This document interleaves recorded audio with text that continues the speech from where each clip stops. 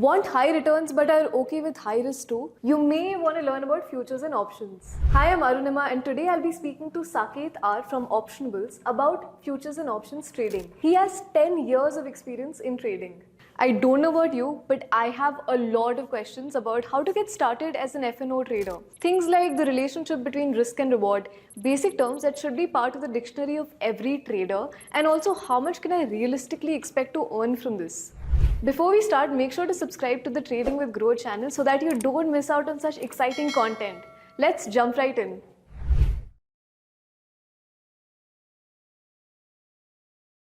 Hey Saketh, thanks so much for coming down to the Groww HQ.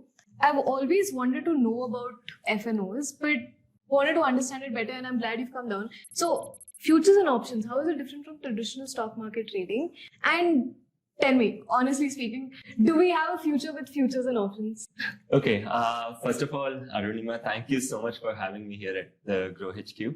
And coming to your question on do you have future with futures and options?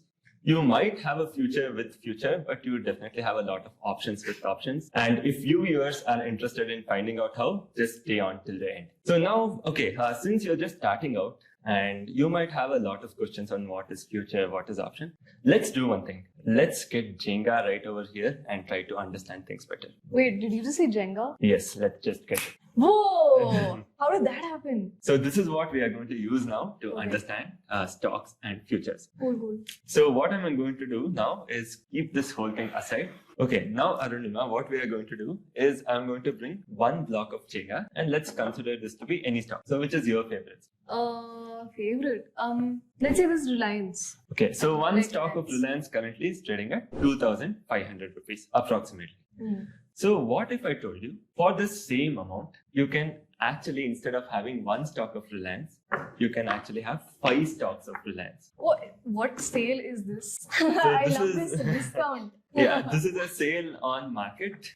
This is possible because of a concept known as leverage. Okay. So future is basically equity, which is leveraged. So we'll go into the complexity later. So this is just for a basic understanding so that you can actually buy the same stock for 5 times lesser the amount. Okay.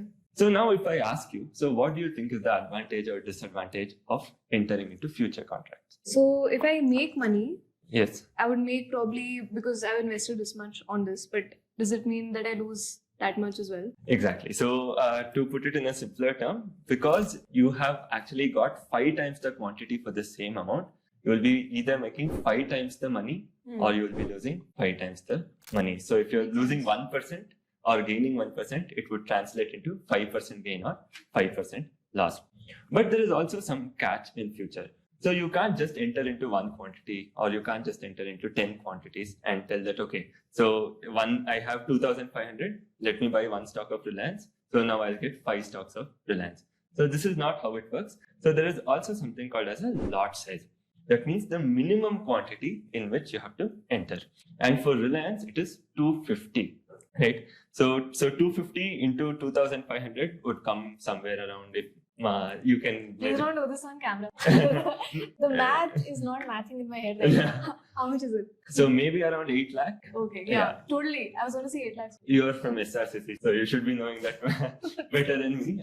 But yeah, so maybe around 8 lakh. But to enter this, you just need around 1.2 to 1.3 lakh. So you can pay 5 times lesser to enter the same quantity of Reliance. Very cool. Yeah, that's pretty cool. And this is the only, so not the only, so one of the major difference with futures and equity, that is, this is a leveraged instrument. Okay.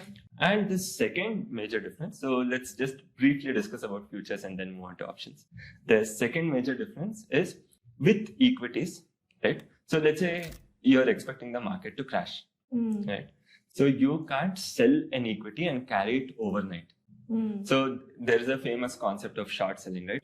Wait. What is short selling exactly? Okay, short selling, let me explain. So let's say you expect a price of the stock to come down. So do you think you can sell the stock without owning it? No, like I should be owning what I sell, right? Technically, you should be having what you sell. So you cannot sell any commodity without actually owning it, right? Or without purchasing it first. But with stocks, you can actually end up selling the stock first And if the price drops, you can purchase it later at a cheaper rate and make a profit. Right? So let's say today Reliance is at 2,500. You expect the price to come down. You can sell Reliance at 2,500. Once it comes to 2,400, you can buy it back and make a profit of $100. But unfortunately, you can only do that on an intraday basis in Indian market. Intraday? Yeah. Within a day? Within a day itself. Okay. Right. So Okay. that means if you're selling it today, you have to cover it today itself. That day itself? Yeah. But future allows you to carry the position even for tomorrow or day after tomorrow. Or what if the stock doesn't come down? You expect it to come down. It doesn't come down today, but it maybe comes down day after tomorrow. So Okay. future lets you carry the position or carry your short position overnight.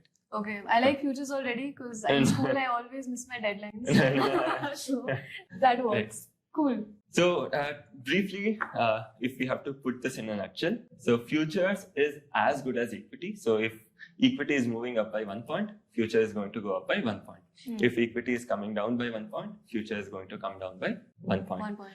But the only difference is here it is a leveraged instrument. Your returns or risk is going to get multiplied. And the second thing is that you can also carry short positions overnight. Got it. Okay, that was pretty simple. I think I've understood futures. What about options though? Okay, options actually become little more tricky compared to futures. So even one thing what audience should note is whatever we are discussing here is at a very basic level. So we haven't touched upon the complexities of futures. So there is much into it, but we are just trying to give a basic understanding of futures and options. Right. So now coming to options, it is little more tricky than what you expect.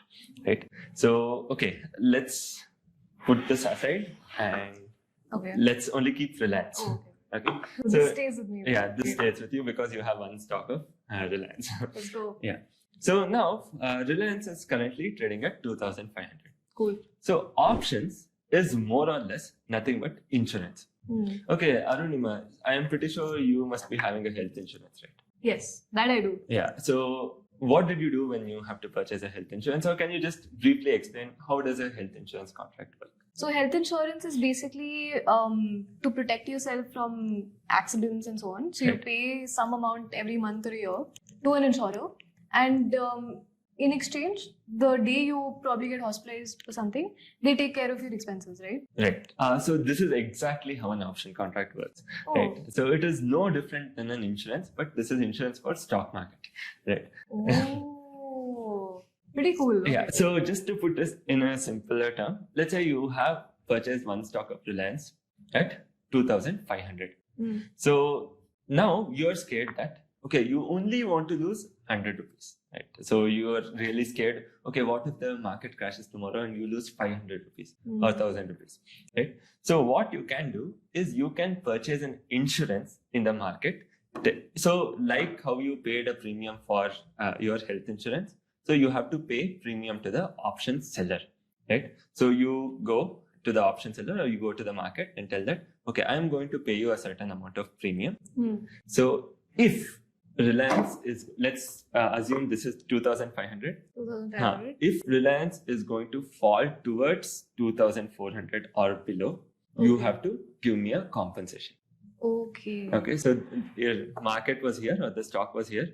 And let's assume this to be the level of 2,400. If the stock is falling below 2,400, you receive a compensation. Okay.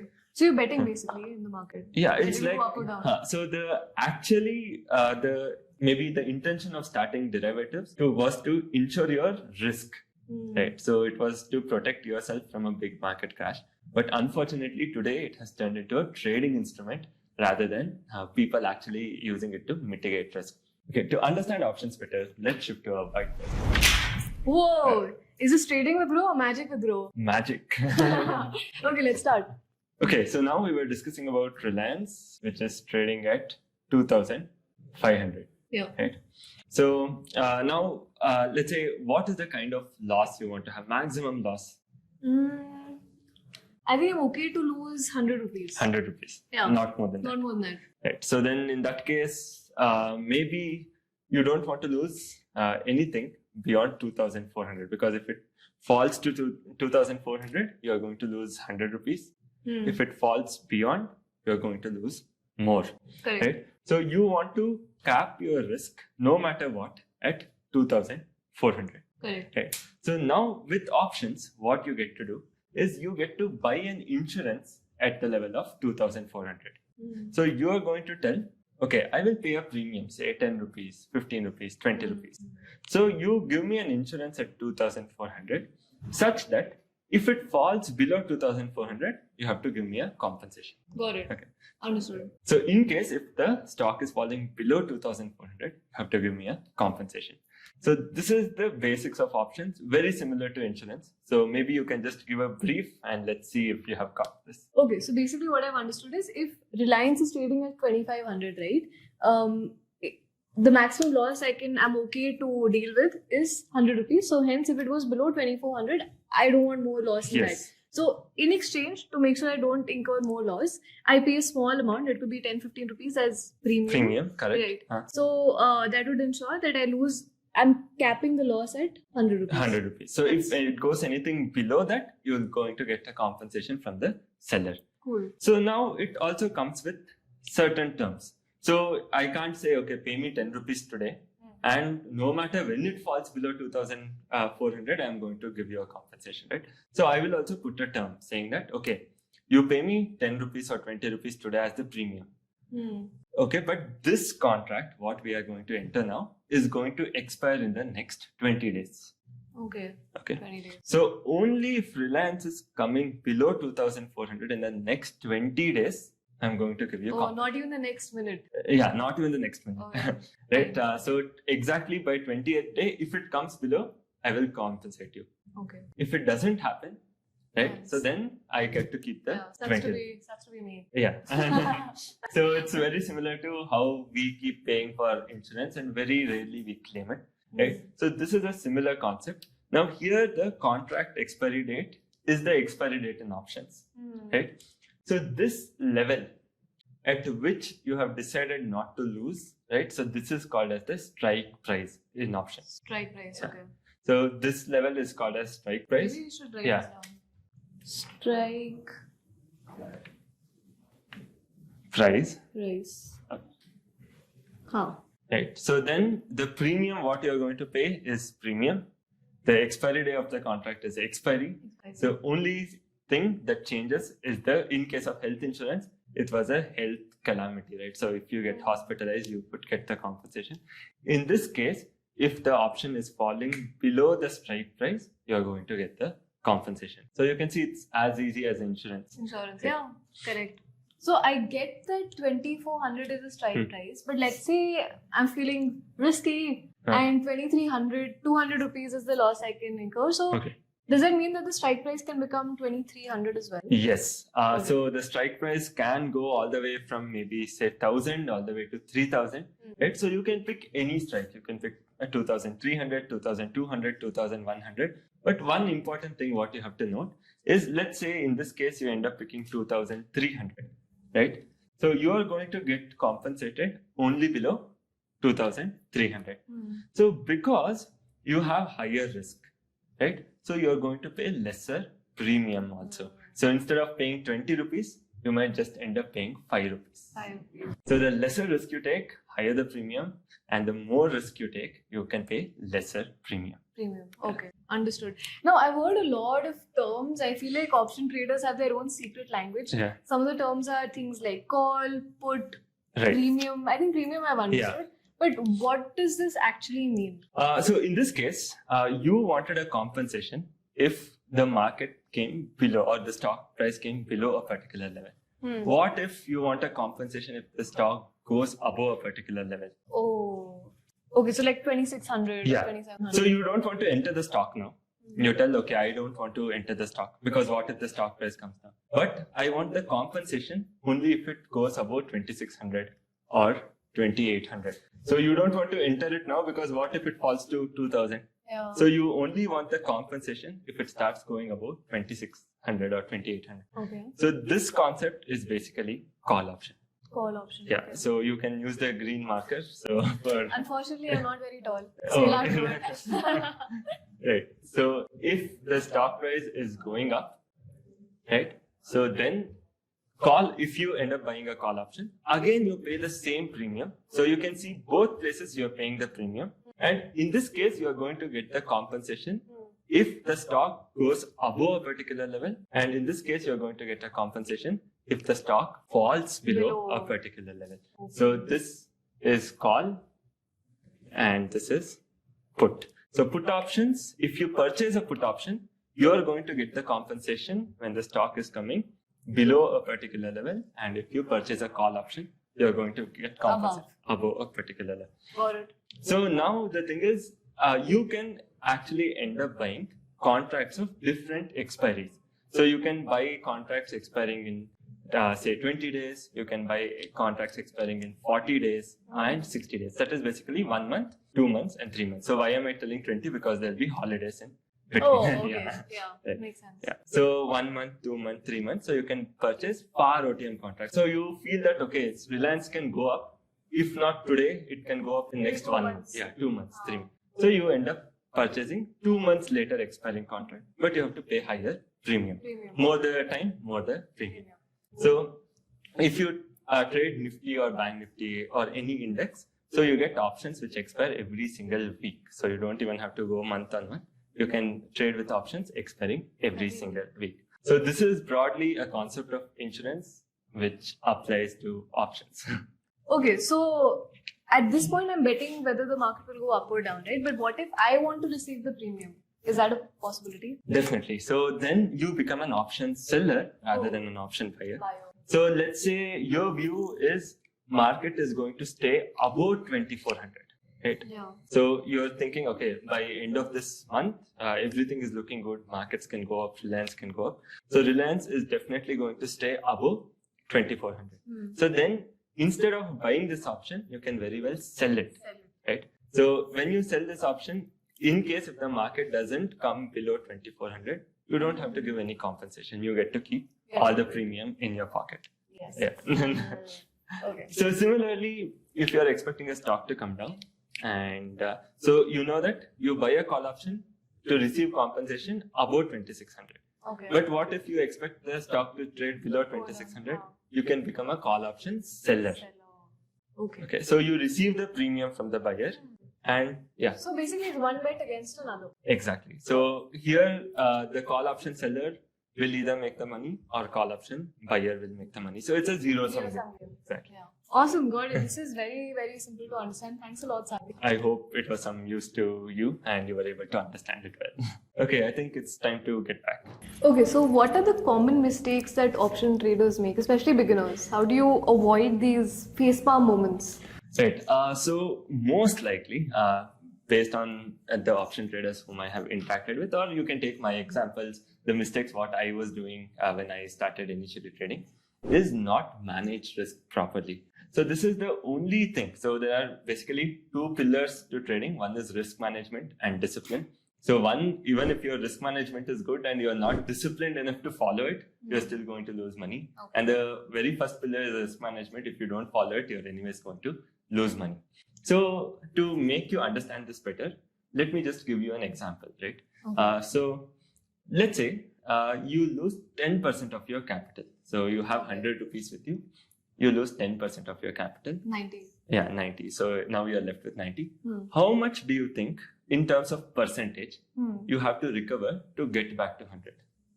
Is it 10%? You might have been right, but unfortunately you're wrong. Okay.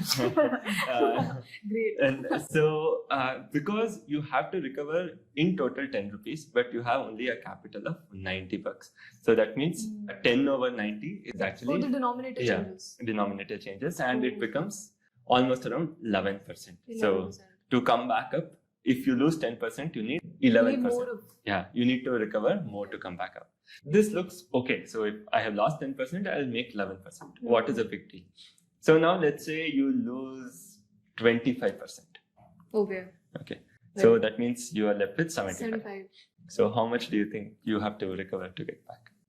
33. Right. So now the SRCC mind is coming back. Thank God. Yeah. Right. Yeah, I'm redeeming myself. So, okay, the gap is also widening, right? Yeah. So as you lose more, you need more to recover. So now let's maybe take an example of 50%. right? So in one trade only, you lose 50% of the We have capital. to get 100% back. Right. Right? So you need to Okay. get 100% back. And the more you tend to lose, right? So let's say you lose 80% or 90%, you need as much as 900% to Oh recover. God. Right. So the most fundamental mistake what people make is, let's say you're starting. So you would be having a pretty good salary. So what you usually do when you start off is, okay, you put 10,000 and you start off with 10,000 or 15,000 for trading, right?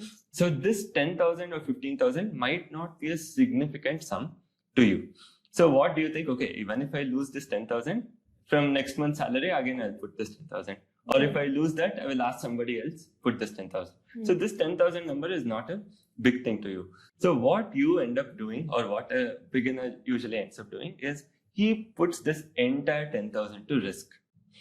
So the thing is, with 10,000 rupees, what you can do in markets is pretty limited, because you can only do option buying. You can't go into futures, you can't go into option selling. You can only do option buying, and you will put the entire 10,000. So now the major part here is, if you are disciplined enough with your risk management, where you cut at 1% loss, 2% loss, so then you are going to stay in the market for a long time. Longer period of time. Right.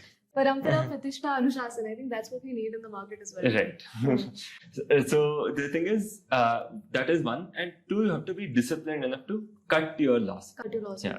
So this is a very common mistake which people make. And I'm pretty sure if you just focus on cutting your losses small, you are going to stay in the market very, very long. So it's not a T20 game. It is a test game. So Yeah. So trading is more like a test match rather than T20. So you don't have to hit a six. So all you have to make sure is that you stay at the crease for a long Long time. period of time. Exactly. Got it. But you know, in mainstream media, I've heard people say, risk hai to ishq hai. Yeah. As someone who's a complete beginner in options trading, right? Is that something, how do I figure out the relationship between risk and reward? So yeah, risk hit or isk hai is a 1992 thing, and we all know what happened to Harshad Mehta.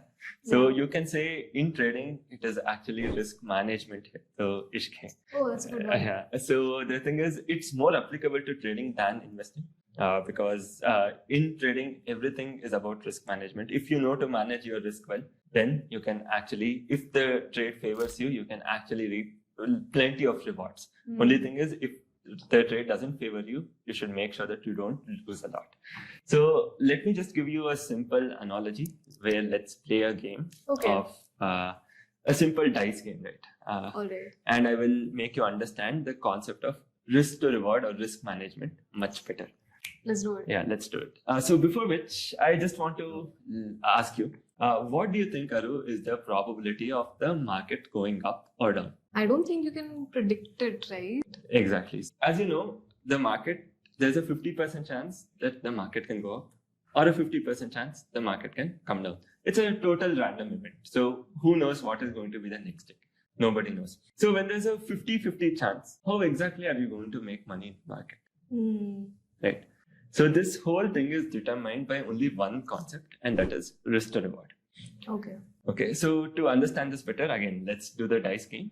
Okay. So I'll set the rules. Okay. In this game, if you get 1, 2, 3, you're the winner. Okay. So if I get 4, 5, 6, I win the game. Got it. So we are going to roll the dice 10 times. Okay. So here the catch is, if you win, I am going to pay you 10 rupees. Okay, cool. Okay. like Sounds this game, yeah. yeah. It sounds fun, right? But the catch is, if I win, you have to pay me 20 rupees. What? Okay, we'll do it opposite. It doesn't matter. We'll do it opposite. So if you win, I pay you 20. Cool. If I win, you have to pay me 10. Done. You like the game? Yes. Let's play. Okay, so now what we are going to do is we are going to roll this dice. So each roll can be considered one day. Okay. So in a single day, you can either make a profit or you can make a loss. Cool. So now let's play this for 10 days and see how it works. Okay, I'm excited. Yeah, Let's you go. can go for the roll. Rolling. And it's a 6. Thank you. Please 10 rupees for me. It's fine. I Okay. think I can bounce back from this. No Now problem. the second roll, and that is 2. Yes. Okay. So, So now I have to pay you 20. 20. So you are at a positive 10. 10. And I have a negative 10. Got it. Okay, roll 3. And it is 3. Three. Okay, Awesome. so now you have a positive 30. I have a negative 30. It's 5. 5. Okay. So I have to give you 10. Yes. Right? So yeah. So I come back to 20. 20 and I have negative 10. minus 20. So you can see what's happening here. Even though both of us have won exactly 2 and 2, right? So you are positive 20. I am negative 20.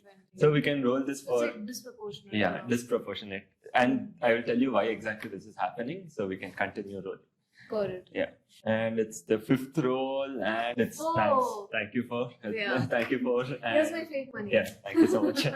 So positive 10, negative 10. Oh, Yeah. cool.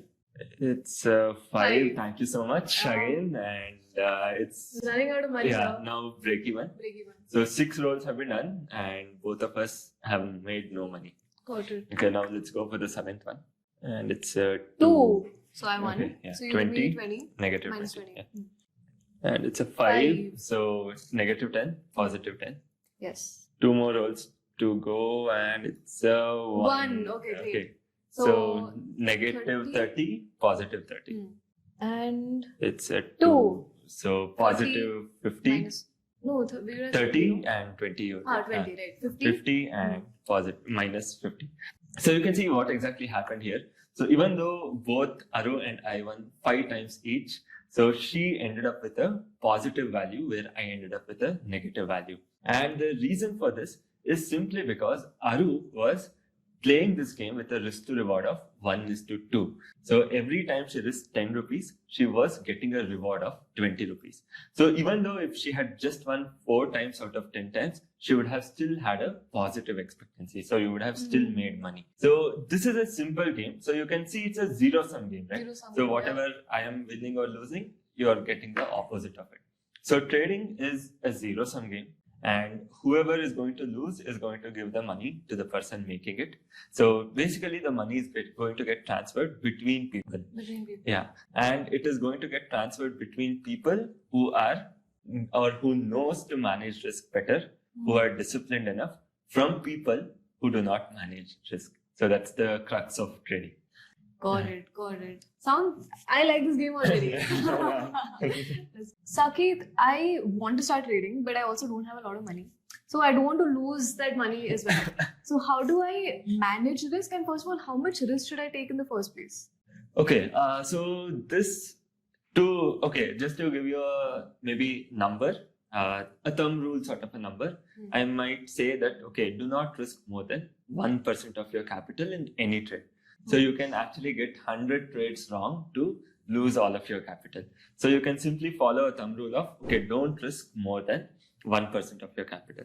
But this thumb rule cannot be true for everybody, right? So because in case if you're looking for very high rewards, right? So then you have to take little more than 1%. Or if you're looking for very low reward, right? So then 1% can be very high because what you did just now was to see your reward was always more than your risk, right? So here, let's say you're only aiming for a reward of 0.2% or 0.5% a week.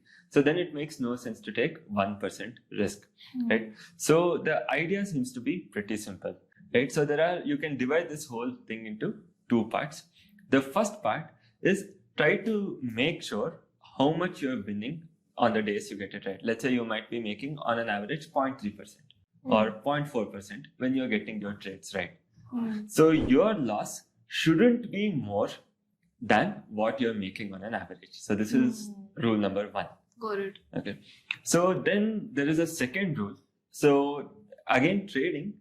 So even no matter how much numbers are involved, end of the day, trading is all about the mind. Okay. Right. So you have to be confident enough to make a decision, stick to the decision. If things start to go wrong, you should be in a good frame of mind to know how exactly you can adjust the positions. Right. So for this, one more thing, what will happen is in case if you end up losing a lot, so it is going to affect your psychology quite a lot. So you will be thinking, oh, why did I take this trade? Yeah. So I'm Zen mode activated. Yeah. So you can just be like, if I hadn't traded today, I would have done so much better. Like, now how will I recover this? It will take 3-4 days to just recover this. So I guess we shouldn't cave into FOMO, right? Yes. So basically, you shouldn't be losing more than what is. So let's say there is a certain amount of money, and let's say you have 1 lakh, you lose 100 rupees. You're going to be okay, fine. Like, what can I do? But if you lose 50,000 rupees, it is really going to hurt you, right? So you are going to really take it very seriously. Correct. So there is a line where between you not really bothering and it is affecting you a lot. So you should know what exactly this line is for you, because each person's or each trader's psychology differs. Line Yeah. varies, okay. Got it. And let's say more than 1%, you're not able to concentrate, focus, or you're not able to sleep that night. So it shouldn't be the kind of risk you should be taking. You should very well start reducing your risk. Understood. Correct. But delta, gamma, theta, vega, all of these sound like the straight out of math textbook, and I Right. think I've already done too much math today. So I feel like I'm back in school only. Right. What do all of these terms mean? Let's take the example of us just entering an exam hall. How would you explain it to me just before an exam? What I would say is these are known as option Greeks. Okay, delta, gamma, theta, vega.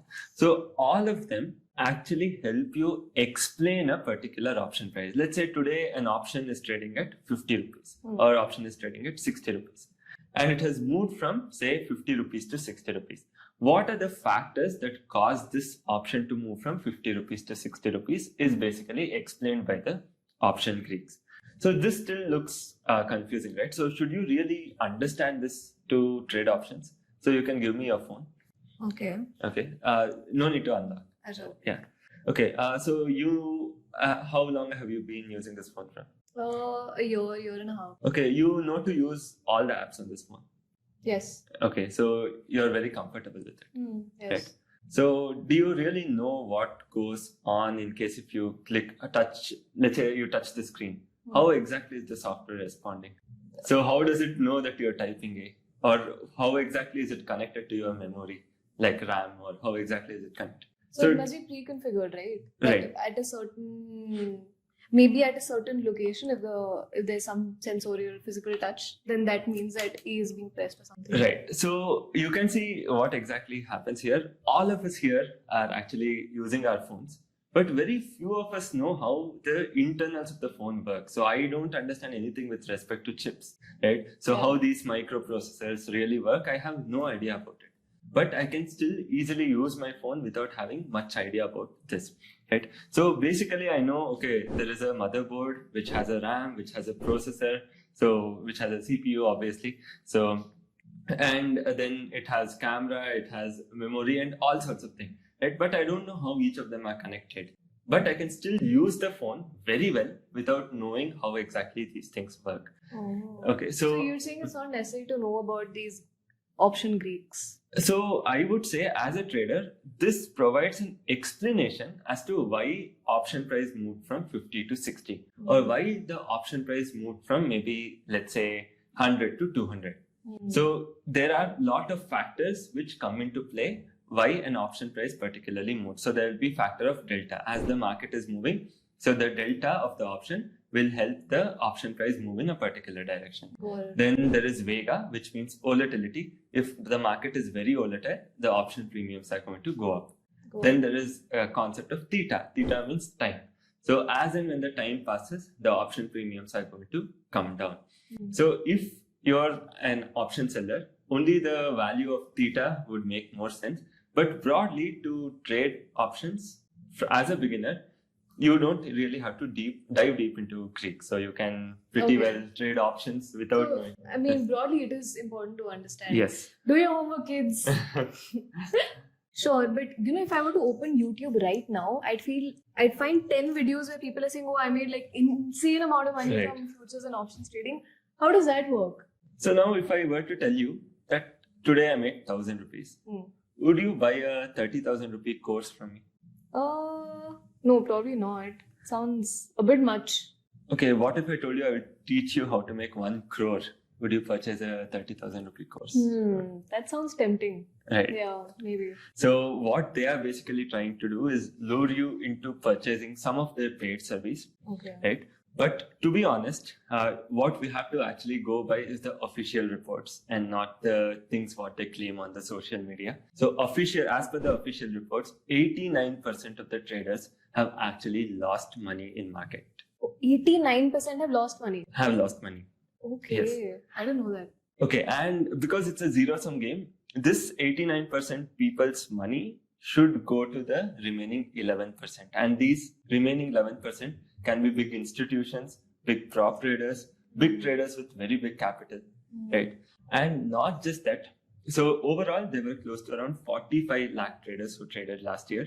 In that 89% is almost around 40 lakh traders lost money. Right. So now you're left with 5 more lakh traders, right? Correct. In this 5 more lakh traders, 90% of the traders couldn't even beat the FD return.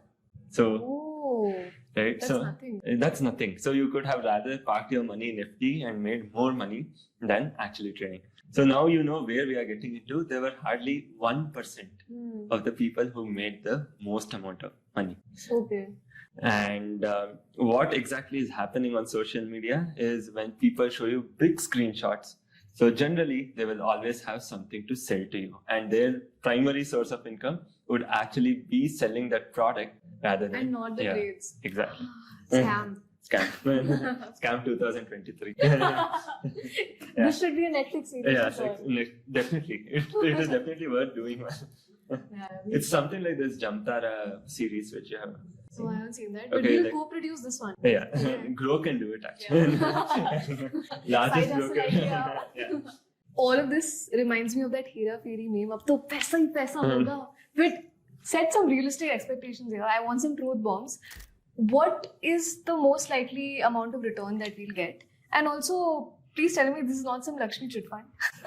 To be honest, people who come into markets, most of them I would say, are actually coming with an expectation of Lakshmi chit fund. Oh wow. Yeah, because the thing is, see, what exactly happens here, market has the potential to make your money 10 times, 20 times, or even 100 times if you're lucky, right? So you can do it in a single day. So I'm not even talking about investing and growing like Rakesh Jhunjhunwala or Warren Buffett. Yeah. It can be like you put in options today, say 10,000. You can actually go home end of the day with 5 lakh or even 3 lakh. Okay? So what this does is this lures people into buying options or taking riskier trades, which actually have a very, very, very low probability of making money, right? So now what exactly happens is now coming to the expectation. So as and when your capital is low, in terms of return, your expectation will be very high because 1% on 10,000 rupees is just 100 rupees. So you wouldn't be excited with 100 rupees to take all the stress and everything. Correct. Right? So maybe 1% on 1 lakh is still 1,000 rupees. Right? So you can rather do a job which pays you more than 1,000 per day. So maybe you go for let's say a job which is paying you 35-40K, right? So you're doing well more than 1,000 rupees, 2,000 rupees per day, right? So now assuming that, okay, you have 20 lakh capital, right? So you are making 1% a month, which is 20,000 rupees. It is still better to go for a job paying you 20,000 a month because it is risk-free. It's risk-free, yeah. At the end of the day, you know the money will hit the bank account. Yeah, exactly, yeah. So even if you don't do anything, you know that money is going to come to your bank. So here you have to break your head and see how not to go to a loss, right? So a realistic expectation can be anywhere around 15 to 20% a year, or maybe even upwards if you want to go maybe towards 24%. That is 1 to 2% a month. So this is a realistic expectation what a trader can have coming into markets trading options. So if you try to go for more, you're going to take higher risk. And if you don't manage it well, you're going to lose it all. Got it. 15 to 20%? Yeah, that should be a reasonable expectation, which can be achieved. Can be achieved. Yeah. Okay, cool. And also I read somewhere that the secret to happiness is having low expectations, right? That is absolutely true. So if you have low expectation, you can definitely be happy, even in your workspace. Yeah, if you don't expect a higher salary. Even in relationships. Yeah. But as a beginner, what are the tools and resources that I can use to get better at F&O trading? See, coming to tools and resources, there are plenty available out there in the market, starting from books to videos to courses. You just name it, you have it. So to be honest, end of the day, it's all about practice more than any resource. So trading with Groww is one of a great resource which you can definitely check it out. Smooth plug. Yeah. Right. And then the thing is, so no matter how much videos you watch, let's say I take you to a swimming pool. So no matter how many courses I give on, let's say video courses I give on how to swim. Let's say I give you 10 books on how to swim. Yeah. Right. So if I push you to the pool, you're anyways going to drown. Yeah, that's not going to end really well. Yeah, true. Maybe I'll take that book with me. Yeah.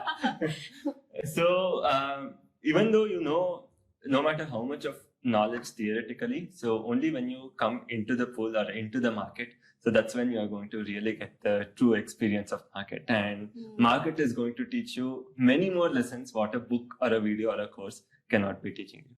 Got it. And maybe go in with like a tube. Yeah. Versus swimming in the deep end, right? So again, it's more like going with a lower capital initially and trying out markets is going with a 1 feet pool, 2 feet pool, and slowly, gradually. Yeah. Awesome. Thanks so much, Saketh. This is truly, truly enlightening. Thank you so much for having me, and even I had a great time having a conversation with you.